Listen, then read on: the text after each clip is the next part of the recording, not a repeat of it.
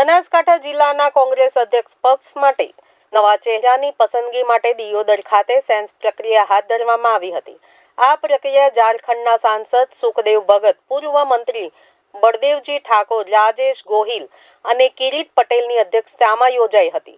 વિશેષ વાત એ છે કે સાંસદ ગેનીબેન ઠાકોર અને પીસીસી નિરીક્ષણ બળદેવજી ઠાકોર પણ આ સેન્સ પ્રક્રિયામાં ઉપસ્થિત રહ્યા છે। દિયોદર, ભાભર, કાંકરેજ અને લાખણી સહિતના તાલુકાઓમાંથી કોંગ્રેસના મુખ્ય કાર્યકરો આ પ્રક્રિયામાં ભાગ લીધો હતો।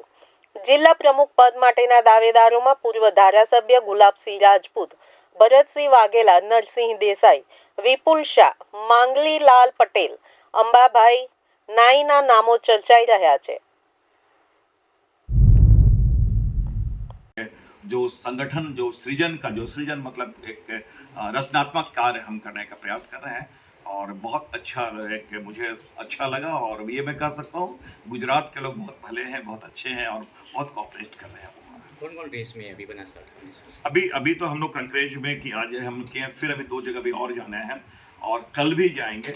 तो एक सारे लोग एक निर्णय लेते हैं कि कहाँ कहाँ जाओ, अधिकतम लोगों से हम संपर्क करने का प्रयास करें और जितने हमारे असेंबली कॉन्स्टिट्यूंसी है यहाँ पे लोकसभा के, वो और डिस्ट्रिक्ट में यहाँ पे जाए, सारे कवर हम करेंगे, सारे लोगों से बात करेंगे।